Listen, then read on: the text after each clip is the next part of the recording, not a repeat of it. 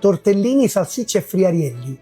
Però sono guantoni. Gli ingredienti per il vostro ripieno: pasta di salsiccia, friarielli, un bel cipollotto, olio, strutto, aglio, peperoncino e un po' di amido di mais. Ingredienti per il brodo: pasta di salsiccia, i ritagli dei friarielli, un po' di concentrato, carota, sedano e cipolla e un po' di pasta all'emiliana per i vostri tortellini. Il brodo partite tutto da freddo. L'unica cosa che metteremo tostata sarà la cipolla. Tutto dentro, pasta di salsiccia, friarielli e acqua. Mettiamo il concentrato.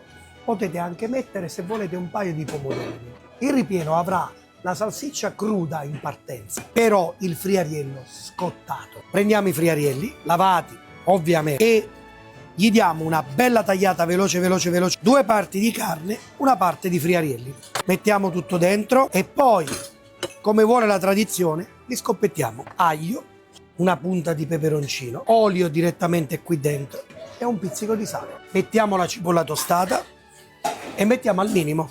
Lasciamo andare per un paio d'ore, piano. Giriamo i friarielli, padella calda con tutto il condimento dentro, via. Copriamo. Lasciateli appena cotti, si dovranno solo appassire. Terminiamo il ripieno. Pasta di salsiccia, cipollotto crudo.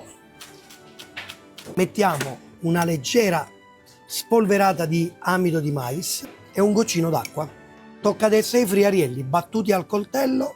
Con un cucchiaio o una palettina cominciate ad emulsionare i vari ingredienti. Fate in maniera tale di emulsionare la parte grassa con la parte liquida. Non ci dimentichiamo il cucchiaio di strutto sciolto. Regoliamo di sale. Aiutatevi con un attrezzo del genere. Se siete bravi ed esperti, fatelo anche con le vostre mani. Ripieno in sacco a poche, pochino d'acqua, mettiamo il ripieno.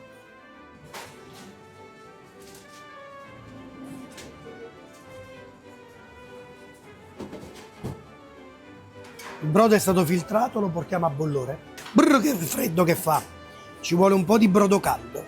3 minuti di cottura e sono pronti. Siamo pronti.